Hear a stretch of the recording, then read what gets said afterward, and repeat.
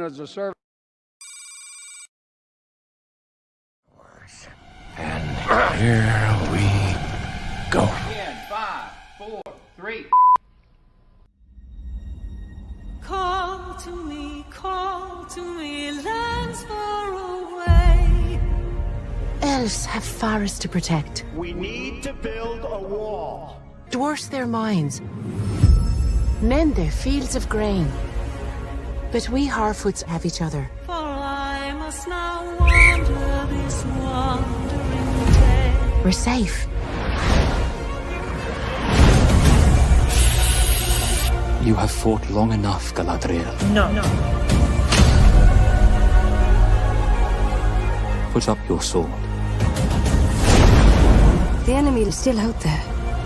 The question now is where? It is over. Nothing is over! Nothing!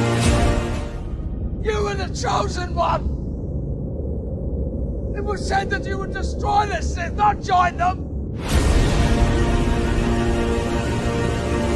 If you only knew the power of the dark side. Darkness will march over the face of the earth. It will be the end, not just of our people, but all peoples. Everyone! I am sorry, but their time has come. The past is with us all. The past is dead. We either move forward or we die with it. This could be the beginning of a new era.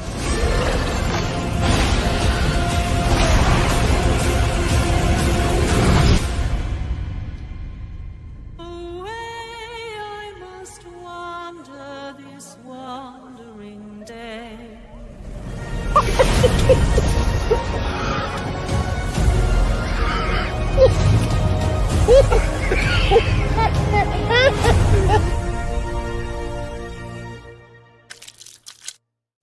To him finally being lionized in the prime and his prime. Fuck. Do it! Shit. Just do it! Don't let your dreams change. Yesterday, you said tomorrow. So just do it! Make your dreams come true! Luke went from being... Oh, no. Welcome, Slayer Nation. I have some great news for you today. I hope you're all doing great. Nope, that didn't work. One more. You have failed me for the last time. Welcome, Slayer Nation. I hope... If you're tired of starting over, stop giving up. That was taking too long. How you doing, everybody? It's great to be back once I figure this all out. It's been a month and we didn't have to wait anymore. I'm too excited. I want to get everybody out here. We have again on FAFO joining us Mark Mitchell and Ron Coleman. How y'all doing, gentlemen? Y'all are muted, I believe. Okay. There we go. I don't know. I mean, it's one of those days. It's one of those days. It's one of those days. It's okay. It's been almost a month. It's just, and there's so much news going on. I'm just excited to be back to see y'all. I was reading earlier, Mark, how this new generation that voted for Trump, how they want a socialist candidate in 2028. Yeah, it's not good. It's not good, but I don't think it's I want to talk about that. I don't think it's as bad as everything. I was reading and I was going through it, and it looks like just panic, It was panic, but we'll talk about that in a second. I really want to first talk about is Irina. Everybody's discussing it. I think it's an important subject. We had a 23-year-old, girl at the beginning of her life almost, that it was snuffed out by an animal and by a system. It is inexcusable. And then they released, Benny Johnson released not the full video, but I have it here, a video that cuts the section out but shows her reaction. So everybody, please be aware, you're not going to see any blood. You're not. That part is bleeped out. But you understand the media has failed to do their job. When this was George Floyd, they were playing it 24/7. Y'all remember that? You could see his every moment. Here he is. Here we go, George Floyd again. And then we had the marches, the protests, Black Lives Matter. Where are the All Lives Matter movement? Are we going to have statues every arena? No. But instead, they are blacklisting this. They're memory holding it. Here you go. This girl deserves more. She deserves for all of us to stand up for her because she doesn't have a voice. So this is just seconds. This is seconds right after he stabbed her across the throat. So she realized it. Now she's in terror.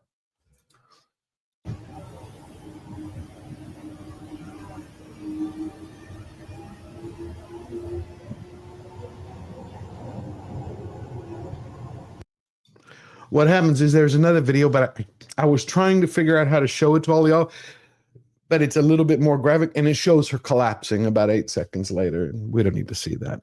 It's just she realized what happened. She understood it. She knew she was dying. And not one person, Ron, stood up. Not one to stop it, to pay attention, to offer aid, nothing. I don't know what you call that, but cowardice. Yeah. It's fear. It's fear. They were afraid. This man just killed a woman in cold blood for no reason. He's armed. He's an obvious lunatic, and he's black. No, people are afraid of armed murderers, and they are afraid of blacks on public transportation. And if anyone thinks I'm making a racist comment, how many videos do you want me to rack up for you showing black people just intimidating white people without killing anyone, without showing any arms? So this is the reality of what we have now. And as you pointed out, George, this is a systemic failure. It's an absolute disaster. Imagine she fled Ukraine to come to America.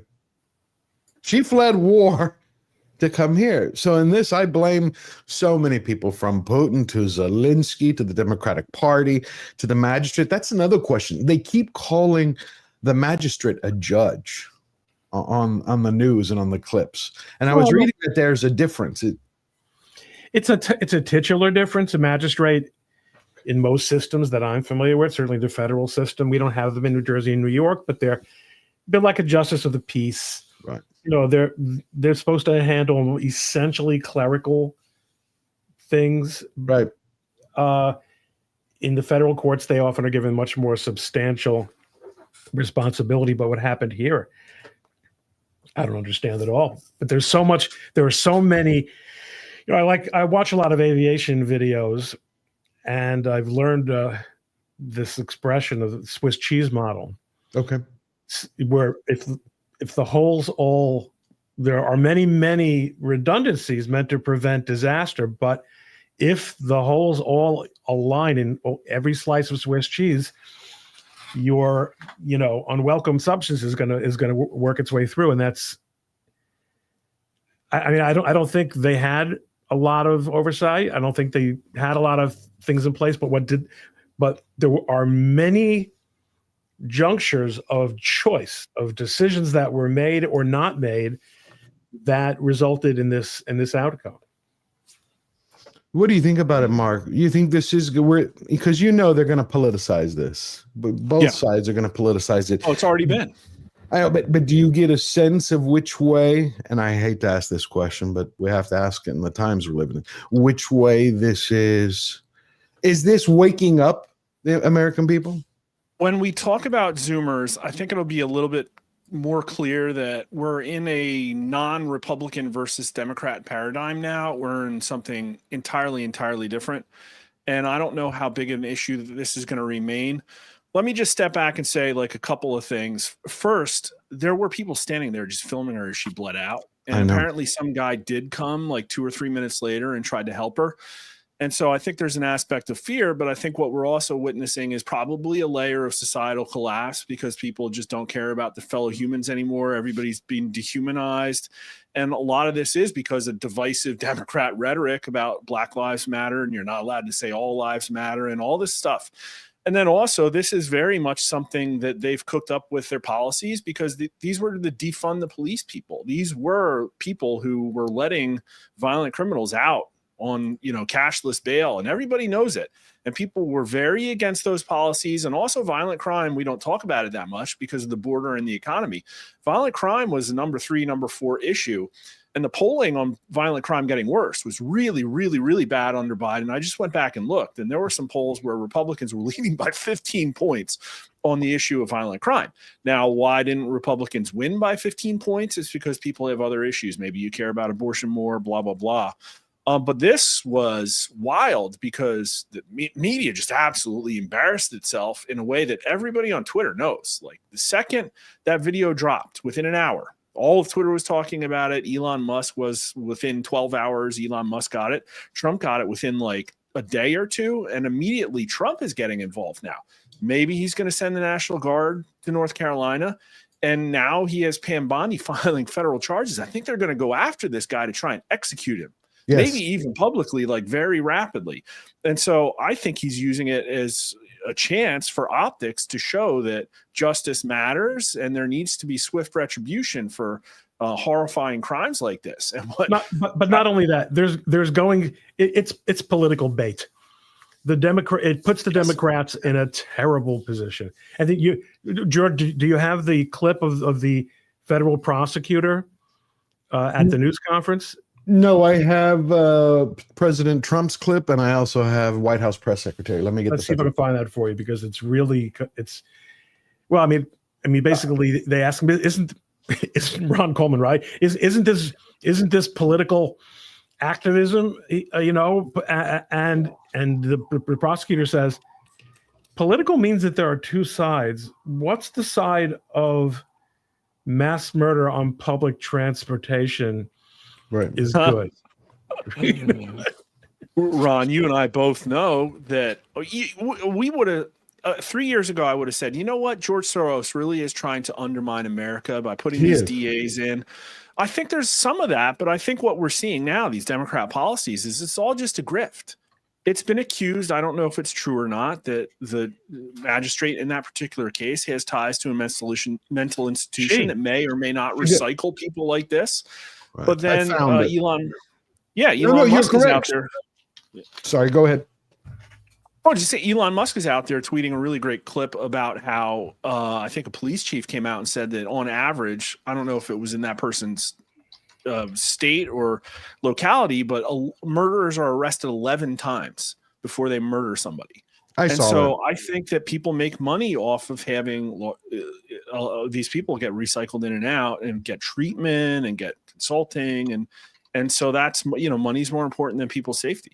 It is. Well, it's the same thing that I discovered when I recently covered Roblox, the company where it's a breeding ground. It's not a digital online playground. It's a predator's paradise. We have come to a point in society where money matters more than children's lives. Now, money in politics matters more than anyone's lives. You had that magistrate, Teresa Stokes.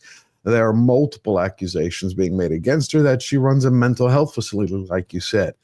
And at least online, I haven't been able to find yet any facts to back it up, except for the allegations that are made is she supposedly runs everybody through there because she's one of these midnight magistrates who handles warrants, miscellaneous, small crimes, and bail. But her and the prosecutor, that's all they do. You have this guy, Derek, 14 times, and he got a promise. It's like, we're not going to put you in jail. We've reached a point. It's like so many people called it conspiracy for years, where you had George, where they would say, look, George Soros, because you brought him up, is trying to destroy America. It is proof. He spent last year $76 million to put district attorneys in office. That's not a conspiracy. That's a fact. Yeah.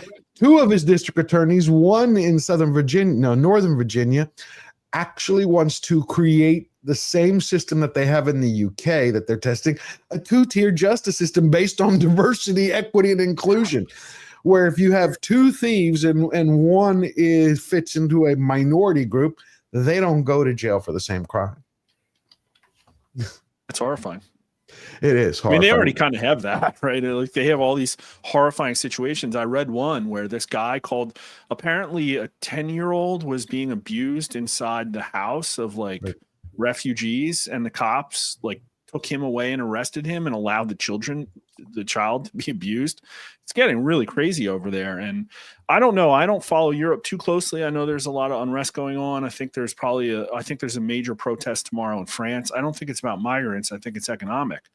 But at some point the shoe's going to drop in one of these countries. Well, you just had Macron. You just had Macron, who lost his fourth. Yeah, right. It's like he's now on to his fifth premiere. It's like, come on, his fifth prime minister. It's like, come on, our president. Then you have Nepal, right? Then you have Nepal. It's like the people keep telling him. You guys see those videos from Nepal? It's crazy. I haven't seen it yet. I've been focused on the arena all day. Think of Mussolini. Oh, okay. I mean, I imagine that the best presidential or executive security detail available in Nepal is not really good enough if everyone in Nepal wants to get you. It's terrifying what's going on. That's how we have to keep waking people up. I think these conversations do it, and every time that every one of us speaks. In the UK, you'll like this, George. You had a comedian who was arrested. Sorry, go ahead. Oh, I didn't mean to cut you off, but I see the One Piece hat on your back wall. Yeah. And in Nepal, it's very much a kid uprising. And I think we'll talk about the Zoomer numbers here too. It's just a matter of how high your youth unemployment rate is and how much corruption there is in the government. I guess in Nepal it was enough. But these people are out there waving One Piece flags, like they're literally waving Luffy's flag out there, which is fine and dandy until they burn Parliament down, drag the finance minister through the streets, and then murder by arson the prime minister's wife. Like this all happened just in the last 24 hours. So it's odd how in Europe, how in certain places around the world, you have people who are waking up. Someone just wrote about AfD in Germany. It's representing more and more people, except they've had their seventh member of AfD who died mysteriously. You had people arrested who went to AfD conferences outside of Germany when they were coming back to their home country. Except now in South Korea, the reverse is happening. You have the communists, well, they're calling themselves socialists, have taken over, where they have jailed the former president and his wife, who is dying because he had instituted martial law. And of course, the parliament, they had stepped in and said that was an illegal act. But he was trying to stop the war that China was waging on it, that North Korea was waging on it, through hacking and through political strategies to destabilize the country. And now this new president, he's stating, do you know, if it wasn't for America, if it wasn't for the United States of America, we would right now be the role model of socialist utopias around the world. That is a strange turn of phrase. We'd have the best breadlines, the best. Yes, the best. Yeah. Oh man. And what I hear, there's President Xi Jinping, basically has a hand up the president of South Korea. But here's President Trump talking today. I'm looking for that federal prosecutor. For far too long, Americans have been forced to put up with Democrat-run cities that set loose savage, bloodthirsty criminals to prey on innocent people, really very, very innocent people. In every place, they control radical left judges, politicians, and activists, and they've adopted a policy of catch and release for thugs and killers. In Charlotte, North Carolina, we saw the results of these policies when a 23-year-old woman who came here from Ukraine met her bloody end on a public train. And here's a picture of it. This is the picture of it. And this is a picture of the woman, a beautiful young girl that never had problems in life, with a magnificent future in this country. And now she's dead. She was slaughtered by a deranged monster who was roaming free after 14 prior arrests.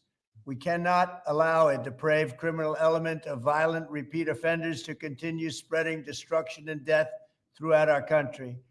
We have to respond with force and strength. We have to be vicious just like they are.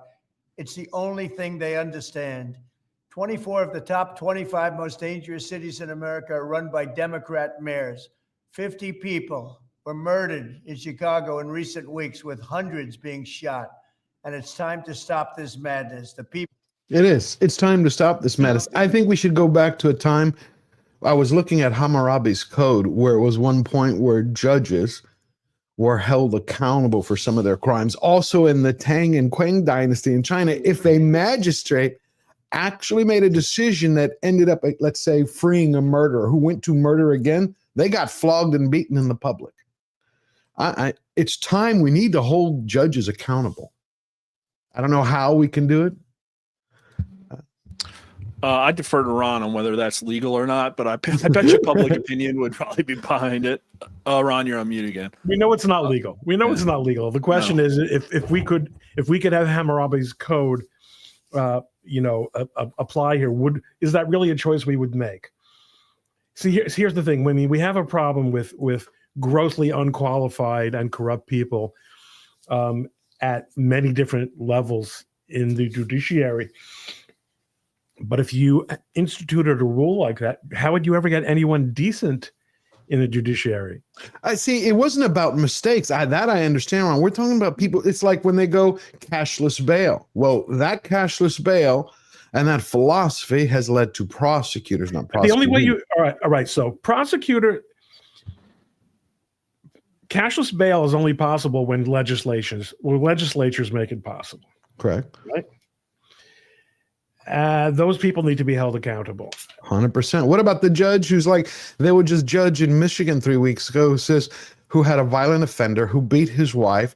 And the judge's response was that they asked, why did you let the offender go? Because locking that person up takes away all their chances in life. And I believe in giving chances. They made one mistake. They beat the hell out of their wife. 3 days later, they killed her. See, to me, why can't that judge be held responsible? The decision, it was a pattern over and over. You're having leftist policies have infiltrated, have these activist judges have brought them in, and now they're implementing them, and society is feeling them. I don't know. It's I think it's something that needs to be addressed at a point. But that's why I think it's one of those things that society will address itself, because all of our systems are messy, and society goes through cycles of high order and low order. And I think this will fix itself long before the right people get in place to put actually some kind of policy that have the same willingness. Because the problem is that the people that rule us are probably just as low integrity and corrupt. 100%. So, well, maybe remove judicial immunity. What do you think about that, Ron? Remove it? Well, again, that goes back to my question. There are a lot of people who think that there should be at least an adjustment to qualified immunity. Okay. But as it is, again, the problem is we're attracting the wrong kind of people to the job. Oh. The people you want in the job won't take this money for the job. Right. With exceptions. In other words, the people who are wealthy, people who've already made their money, people who are in a two-couple family, a two-earner family, and it works out. That's fine. But there's a very large percentage of people who this is a great gig for them, and in order to replace them with better qualified people, even if you can solve the financial problem, to say, but by the way, if we decide that you improvidently let someone out on the street, we're coming for you. Well, that's not going to be worth any amount of money to anyone. And I mean, look, Right. I was wanting the discussion more, obviously, not you're not going to go hang the judge. I was saying, but to have some type of causality, some type of consequence or penalty for the judge. So Well, they accountability, some kind of accountability. Correct. And I'm curious, Mark, you seem to be alluding to a sort of holistic social healing, which I actually, I think I smell what you're cooking. In other words, really, there is a feedback. There is a soft feedback mechanism that exists out there, but I'm kind of curious what you have in mind and wondering if you could maybe articulate a little bit more. Well, I would frame the argument this way. Like, let's just say that idea had validity. Well, who's going to do that and how? What's the exact mechanism? Is there a law they're going to pass? How are we going to get a law like that through Congress? They're not going to pass a law like that. Every single judge is going to overthrow it. Like, it literally just won't work, because the people who are in charge don't want it to work. And so the problem we have is it's not just that the judiciary is corrupt at every level. We're talking about academia. Most corporate boards have absolutely no idea what they're doing and are just shilling for BlackRock and Vanguard. Like, law enforcement's got its problems. The government, the federal government's got its problems. There's all this consulting class of people that just leech off the taxpayer. Like, it is really messed up. And we all know it. And Americans sense there's something wrong. Only 30% trust the federal government. The thing is, it just hasn't gotten bad enough for them to fix it yet. And history tells us that, like, these kind of systems just don't reorder themselves. You get a Caesar who comes in and says, you know what? Republic's been good. We got to straighten it out a little bit. Maybe he gives us a republic back at the other side, like after all the scumbags have been flogged or whatever. But I think what's probably going to happen, unless our course has changed, unless Trump is much more effective, is that we're probably going to have some economic crash with a hard landing, because the dollar is still, on a path to financial ruin. And just look at the demographic wave and Social Security, Medicare. We're not going to be able to support that forever. The promise is this 20% of GDP on healthcare. So at some point, it's just going to get bad enough that people fix it. And that's what happened in World War II. And it gave us like a 20 or 30 year golden age. And that's the fourth turning. It's going to happen, and it could happen soon. Like the scumbags over in NATO, they really, really, really want a war. They have French hospitals expanding to try and field an additional 10,000 to 50,000 wounded troops over the next year and a half. What's that for? Like, why are you doing that, France?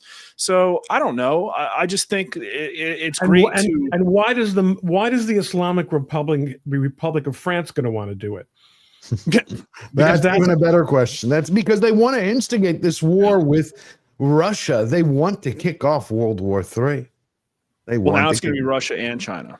So, and India. I guess it depends the way you look at it. The way you look at it, and they keep poking in just the same way Zelensky came out the other day and he was like, I'm not going to recognize any deal brought by President Trump that includes him and Putin without me. Well, we already knew that. He keeps saying he doesn't want peace.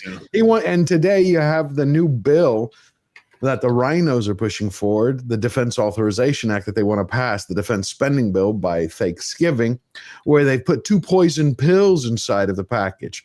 One is to tie President Trump's hand to ending the war in Ukraine. It won't allow him to do that because it continues Ukrainian assistance and continues to provide intelligence. So he couldn't even turn it off if he wanted to. And then the other one was to stop the Department of War now from helping in immigration matters. They're going after him on every front. The one man who is standing up for America. He's not a perfect human being, but he does his best because he loves us. So, which is why I was shocked when I saw your earlier data that you were talking about this new generation, 18 to 39-year-olds who supported Trump, who voted for Trump, yet want to have a socialist candidate. They want to confiscate wealth. Yeah.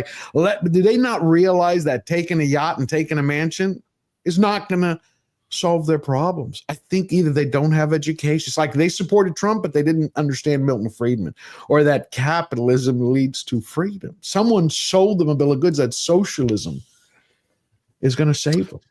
Yeah. It's gross. And I think. Is it panic?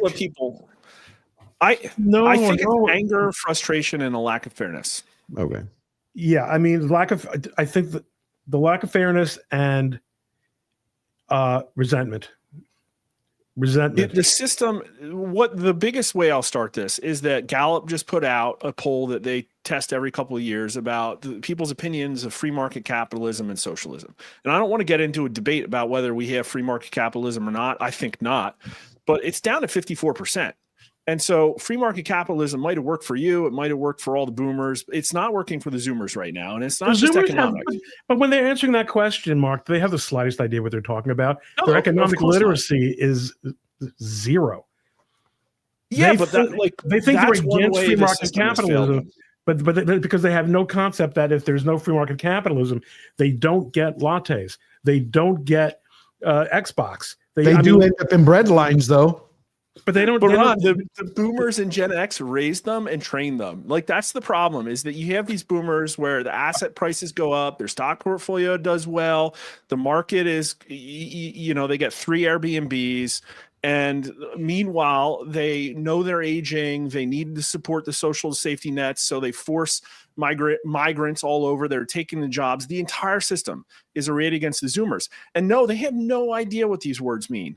But the problem is they still vote. And what's happening is across the political spectrum, people are cherry picking things to pat themselves on the back. And they're saying, oh, look, well, Gen Z is the most conservative generation in decades. It is not.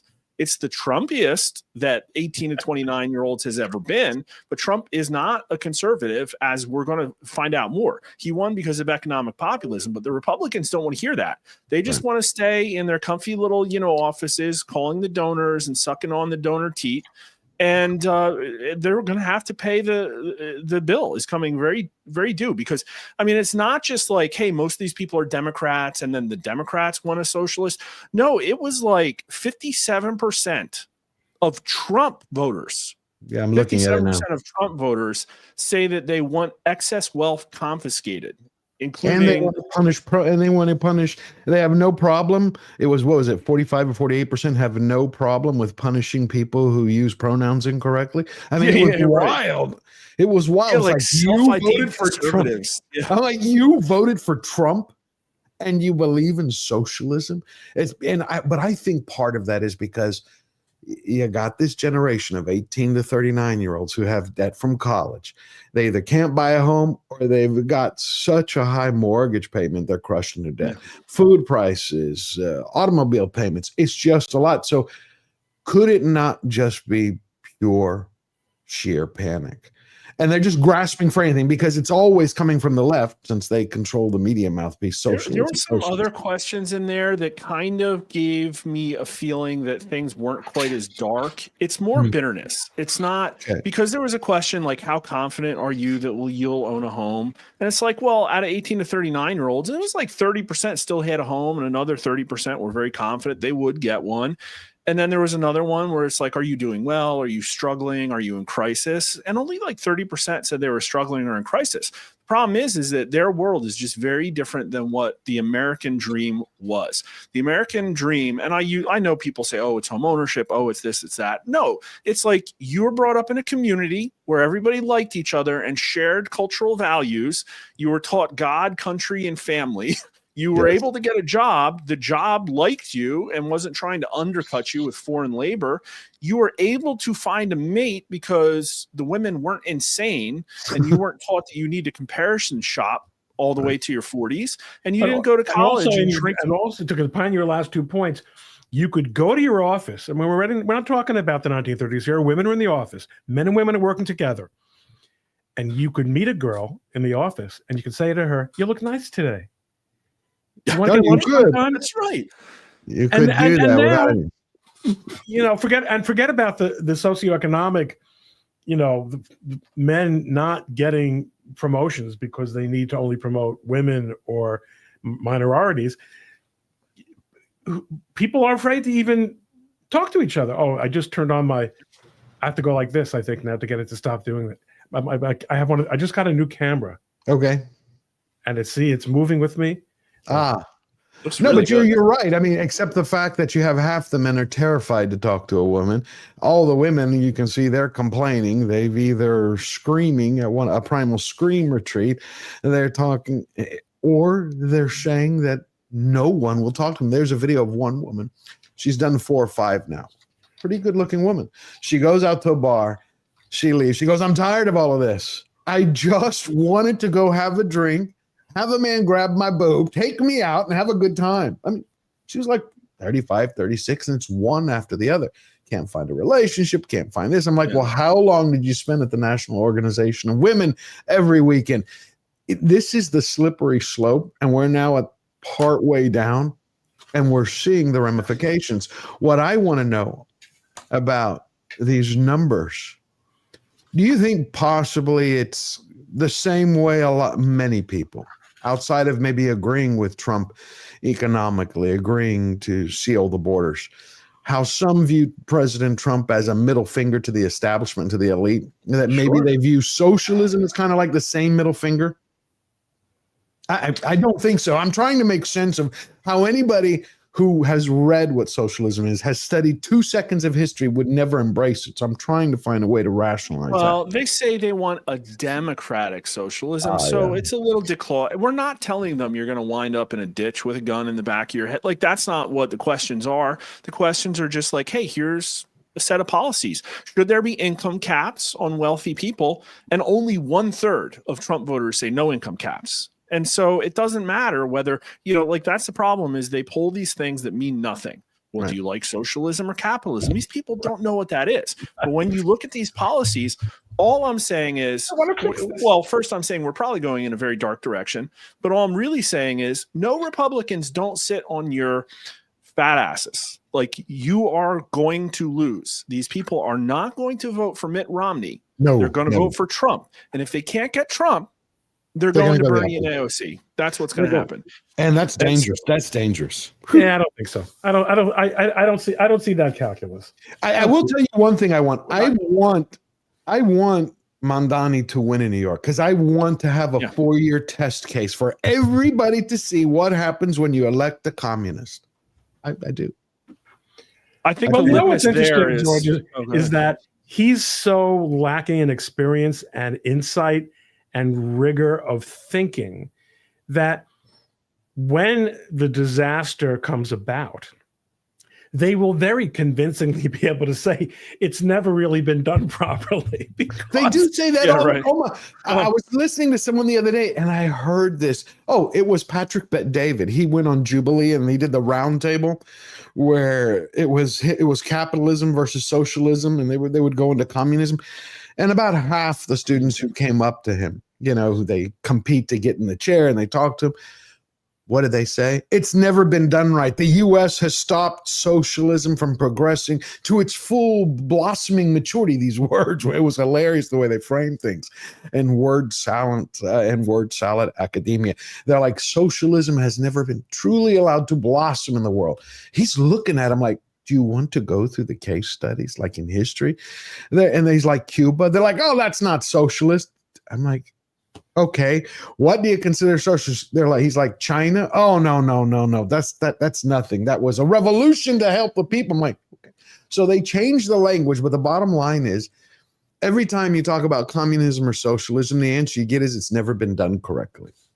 200 million people died, but let me back up 2 of those assertions with numbers. Wow. Yep. So you said, well, I'll start with you, Ron. You said that they wouldn't vote for Sanders and AOC. Right. And I think that if Trump were running again, he would beat Sanders and AOC, and probably even in the 18 to 39 demo.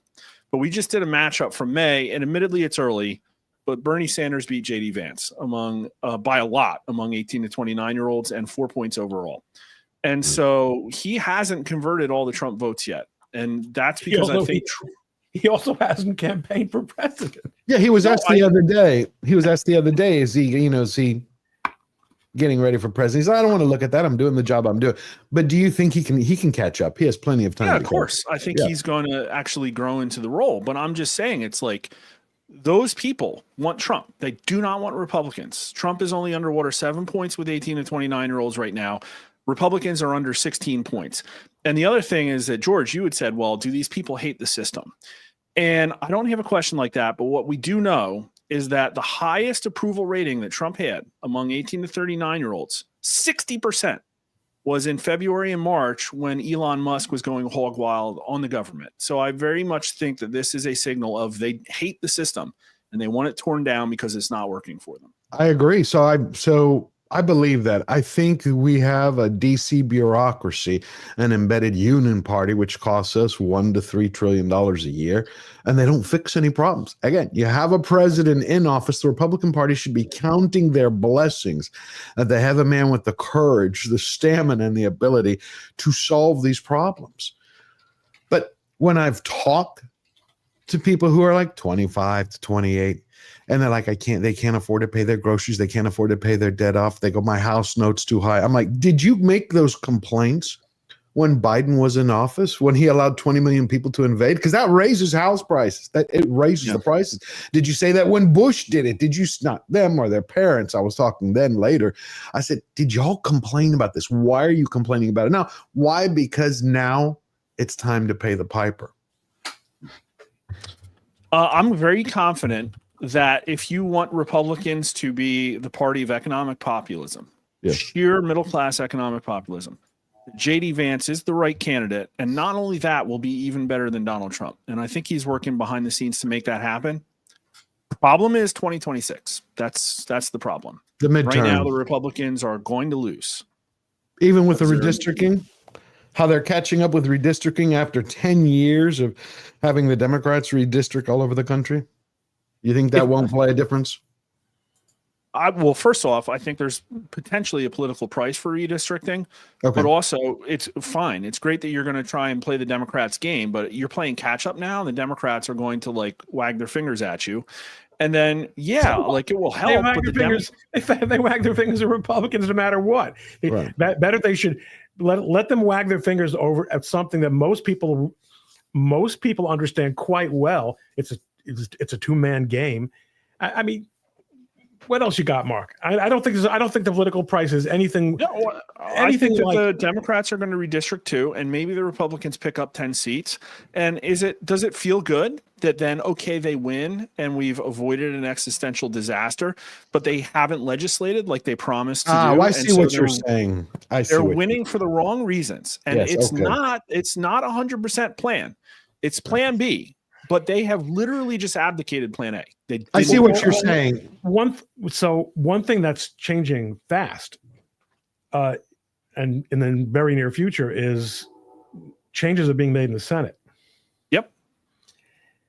I think they should go farther. I think they should go farther. And they're going to. I think they're going to because they have no choice. Nothing will happen if they don't do it, and you can't just keep always Just always keeping you can't keep always keeping your powder dry. Right. This is the battle. This is the moment. You're talking about the nuclear option that Thune was talking about. I'm like, well, why did we get here? All he had to do was allow the recess appointments for President Trump. How about that? Just let him go ahead, but they didn't. Well, I think he was probably lied to by Democrats, is my guess. Gotcha. That could be. I think he thought that they were going to play ball, and now they're playing games with him. And it's like, okay, well, you got outflanked again. It happens a lot with the Republicans. But Ron, you're 100% right. I've been calling for them. Plan A should be good governance. Like literally just pass laws that everybody knows aren't DC abortions. And they can't do it. They say, the rules. There's a 60-vote fill. Well, the Democrats are going to do away with it. So just do it first and then actually give Americans a year and a half of a real Senate. And that's the best news I've heard all day, if that's really going to happen. But right now, the nuclear option for confirming like the judges is like, it's kind of a little cheesy. It's like, we're going to finally change the rules to do something that everybody expected out of us anyways.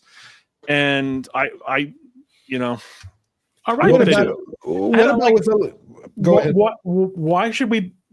Okay. So you're maybe with 2020 hindsight, and maybe your hindsight was 2020. Maybe you had 2020 foresight, in February, March. I grant you that, but now you do it. You don't say, you got to do it. And I agree with you. What are we saving it for? In fact, the chances of holding on to the Senate improve by making the Senate a genuine, majority rules body, because they're going to be able to accomplish all kinds of things that are going to keep Republicans in office and get them reelected. Well, look at the rules. Like Chuck Grassley, he refuses to confirm Alina Habba because of the blue slip rule. I was like, I've never heard of anything more ridiculous. Trump even said it. Get rid of that ridiculous rule in there because a senator from your state says no, sends in the blue slip. You're not going to appoint who the president wants. Like, here's the problem: they probably don't have the votes to get rid of it. They might not, but that's going to end up in front. That's going to end up in front of the Supreme Court. Oh, really? Not the blue slip. And the Senate can run its business how it wants, but the idea that a president's ability to appoint a U.S. attorney has to be approved by federal judges. I never heard of that before. That was odd. Yeah. Okay. That's insane. That's a gigantic separation of powers problem. And here's the thing, Roberts. Why are we all of a sudden getting all these Supreme Court opinions on all these hot button issues? Emergency stays. And why is this Supreme Court all of a sudden granting emergency stays? Ron Coleman is going to tell you two reasons. One, the district courts are out of control. There's no question about it. They recognize that they're out of control, and they've got. When people are always saying, "When's the Supreme Court going to step in?" This is the stepping in. One, but two, these are all separation of powers issues. And it just so happens that is a favorite topic of Judge Roberts. His institutional instincts, which have given him feet of clay in so many situations. On the other hand, when it comes to the issue of separation of powers, that he gets active. That's his Rubicon. That's his Rubicon. You don't cross it. His Rubicon. But I don't understand when it seems like it would be a good time to make an example of a judge. However, the Supreme Court could do that. I don't know the mechanisms. They can. And I mentioned this at the NatCon conference last week, and the room went silent because people weren't aware of it. Maybe I ought to write something about it. Yeah. Courts can, when reviewing an appellate court, when reviewing a decision of a district court can remove the judge from that case. It happened in the Second Circuit about 15 or 20 years ago. There was a Southern District of New York judge, and I don't think either party, obviously, it was the party that was unhappy with the judge that had filed the appeal. I don't think they had asked for a reassignment of the judge because it just never happened. The Second Circuit took it upon itself and said, we're looking at the record here. It doesn't look like this judge can sit on this case and rule on it in an unbiased fashion. And that's how it went. As the Second Circuit can do it, obviously the Supreme Court can do it, and so can the other district courts. The courts of appeal. I haven't seen anyone calling for it yet, but it's a magic bullet that is in some ways better than impeachment because it takes it completely out of the political and into the judicial realm. And I do think it's something that the judges really don't want to do, but we're reaching the point where district judges are not only ignoring the Supreme Court, and you have this shit like citing to the dissent as authority. I mean, I've seen these decisions lately, and I'm a layman, and I go back and forth to understand it. But they're doing it multiple. They're doing it multiple times. So there's got to be a point at which a circuit court says, "No soup for you. Yes, You're done with this case." I'm looking forward to that moment, and everyone will remember they first heard it here on FOFA. FAFO. It's like I always I read right to left. So yes.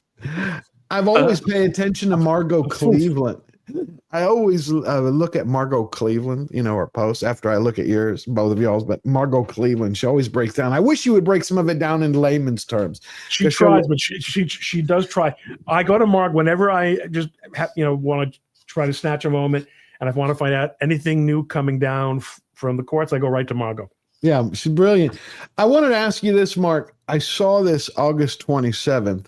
Breitbart put out an article which said that Trump hit his highest polling in his history, first term and second term. Oh. And this is what they use. So I wanted to ask you. It says, hold on. Where did you go? Hold on.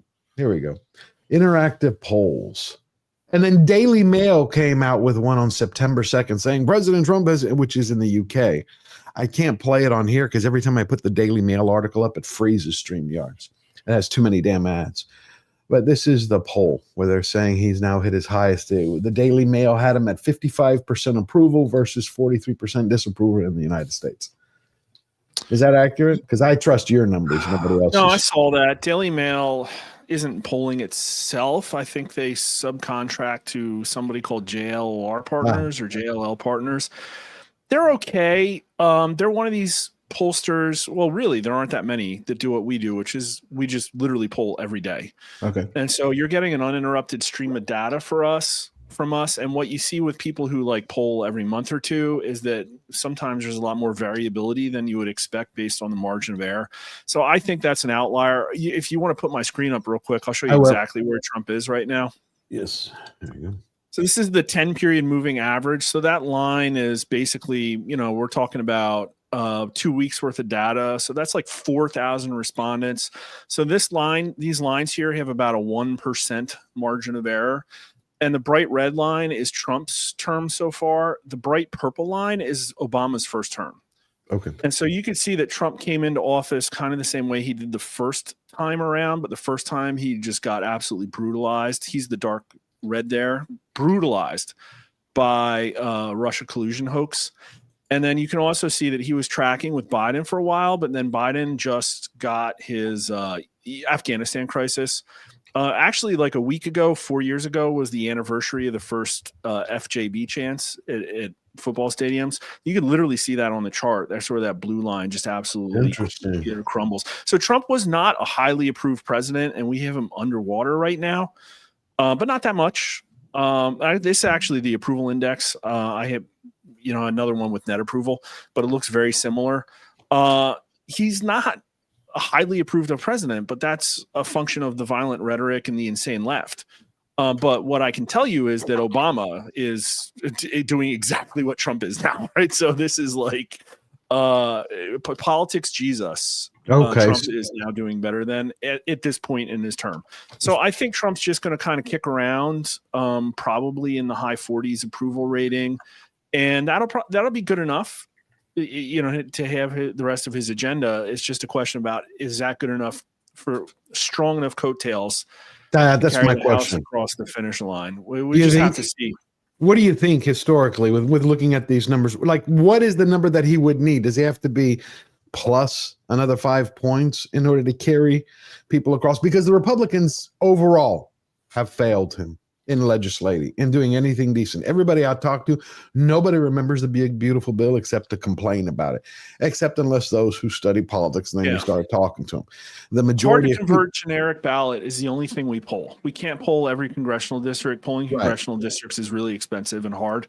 The generic ballot is Democrat +4 right now, according to a really big poll we did. And that actually checks with history. Like, usually the party in power loses the House. And so right now, Trump is on track for probably losing seats. But then there's a whole lot of other people that have very valid analysis that would say, well, Republicans have registered all these people, and we haven't adjusted for that yet. Or they'll say, well, there's like 13 marginal seats, and Democrats are in 11 of them. So Republicans should pick up more. And then, as Ron said, there's going to be redistricting.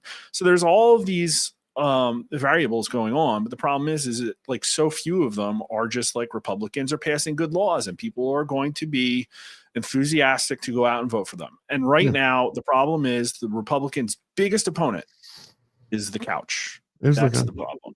Gotcha. Well, let me take a few of these super chats because I think we have a couple of questions for you before we start to wrap up.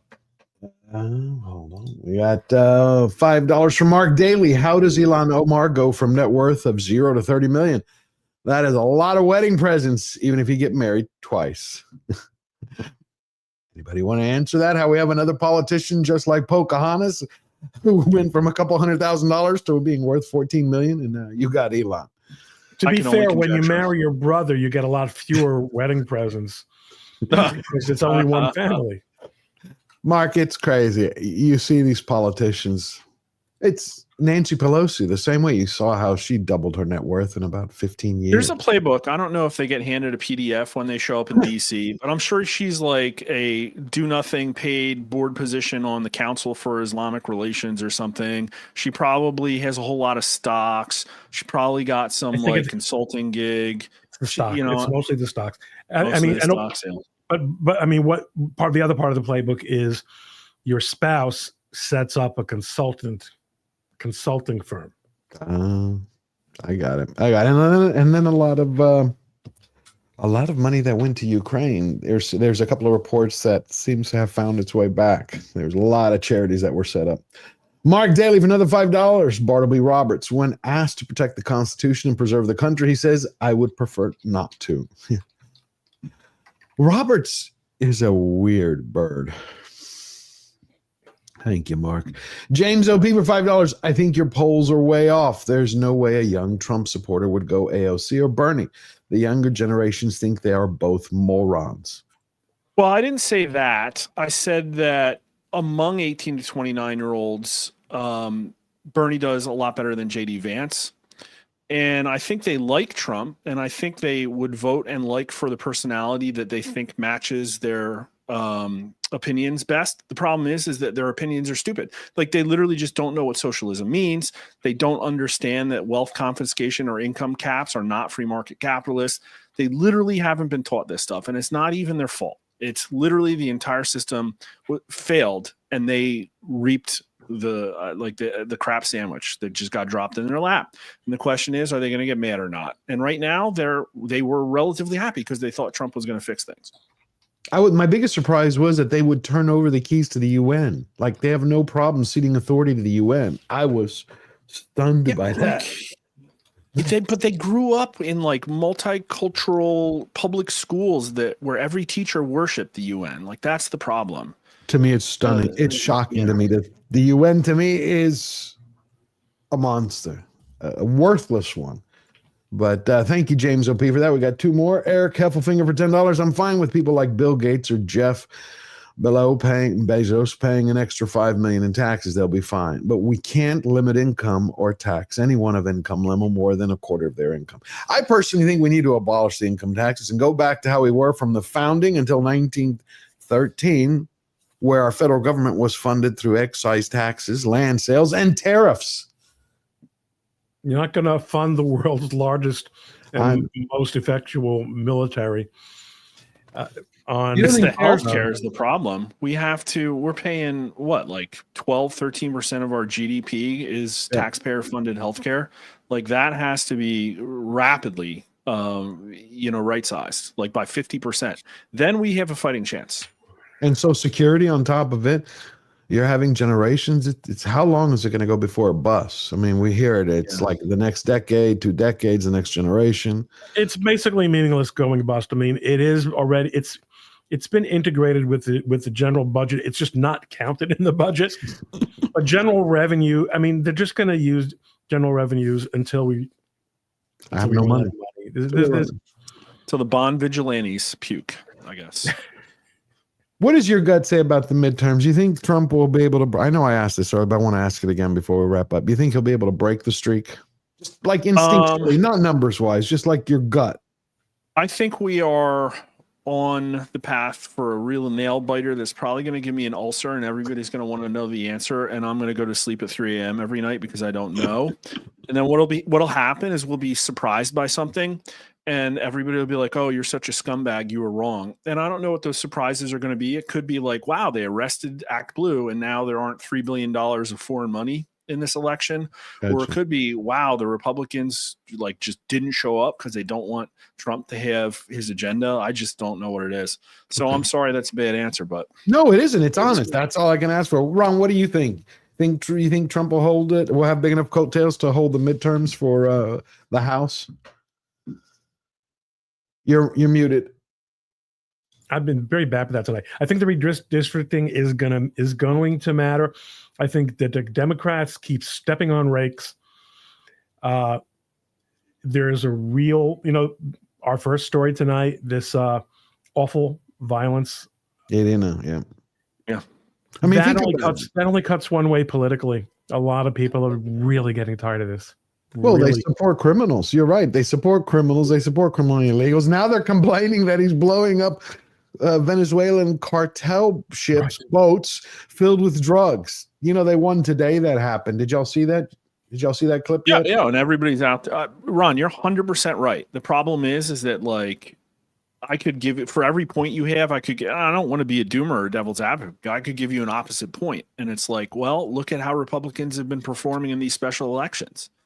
And maybe that, so it's like, well, but nobody knows. Oh no, and in a more broad sense, the 20, what was the red wave year? The red wave that never. They said it was going to be 2022. It was going to be 2022, right? And then Dobbs happened. So what is happening though, Mark, is that more and more of the corruption and the financial stuff that you mentioned, hundreds of thousands of people are being taken of inactive voters and ineligible voters are being taken off voter rolls in major states. Changes are happening. These election results are so frequently so marginal that very slight improvements, and especially with redistricting, could really make a difference. So you're right. The getting it done and winning opinion polls are really different things. But Democrats, they're not built to win arguments. They're built to attain and retain power. Yeah. But that means that ultimately you end up walking so far off stage to the left that you've just got no one. Like, was it which one of you said, I hope Mamdani wins? Me. I said, I hope me and me. Right. So I don't want it for the people of New York. Let me make that clear. I don't want the people of New York to separate, but I want him to win because it will be a test case and people will see exactly what having a communist.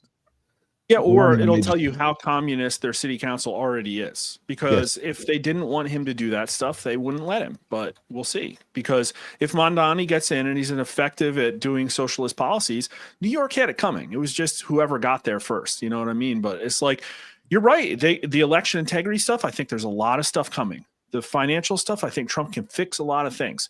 Maybe the Senate will get its act together. Maybe they'll stop passing these 3,000-page pork orgies. There's a lot of things that could happen. I'm just saying, based on performance to date and the likely projection of where we're going, I have no idea what's going to happen because it's going to be close, and there's all of these things that could happen, and I just don't know if they're going to happen or not.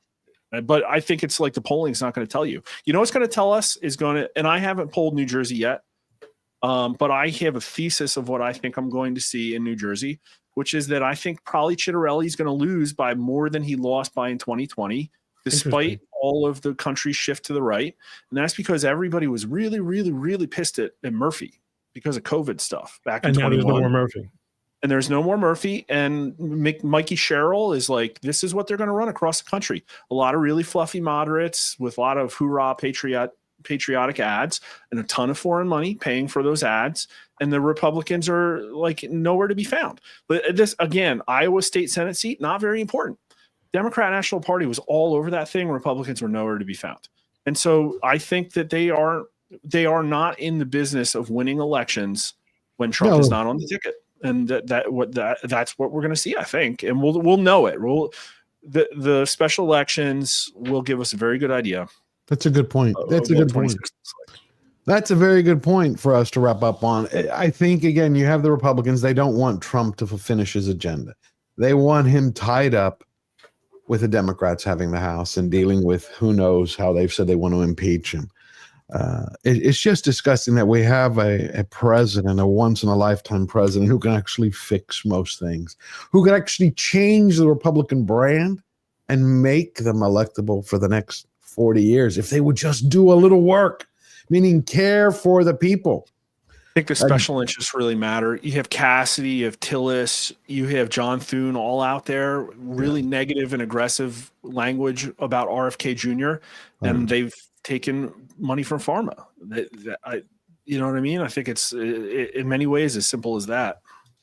I hope the one of the best things that happens is they play at least Ted Cruz does, is play over and over his clip with Senator Tim Kaine with about God and our rights, how our rights don't come from God, but they come from the government. That was one of the most beautiful things. All right, I'm going to read this last super chat, and then we're out of here. Graph Web for $2, the name of all that is holy. Cancel Disney Plus. Thank you, Graph Web. Love you and your passion. I appreciate it. And here is the clip of the next boat that President Trump blew up. Oh, there was a second one? Yep. It was shared by Benny Johnson. Oh. Rand Paul's so mad right now. I know, but that's the other thing I really don't understand. It's like, okay, he doesn't like his drug interdiction. He doesn't like him sealing the border. I'm like, I didn't understand libertarian now means leftist. You don't want anything to happen? He's with the Cato Institute. He wants to stop all the tariffs. I'm like, the tariffs are bringing in money. Anyway, this is great to be back with y'all. It is great to be back with you, Ron and Mark. I can't wait to see you next week. We're looking forward to it. You want to have anything you want to say or share? Well, come to my stream in 1 minute. We're going to go really deep into all of those crosstabs with the socialism polling. So if you want to yell at Mark's me, stream, folks. Right. Go to Mark's stream, for God's sake. If you go for that thing, God bless you. Hold on, let me just underscore poll. Yeah, I'm gonna put it right in here. I learned the other day how to do it. Let me just. And I'm gonna leave right now too because I gotta. Okay, you gotta go. Night, Thank you, Mark. I'll see you next week. I'm gonna put it right Great here. seeing y'all. All right, bye. Rasmussen. Oh, he doesn't have it up yet. All right. Well, next time we'll do it. Thank you, Ron. I can't wait till next week. I'm happy to be back. Happy Good night, to be everybody. back. Good night. See you. Everybody have a blessed week. And we'll see you next Tuesday.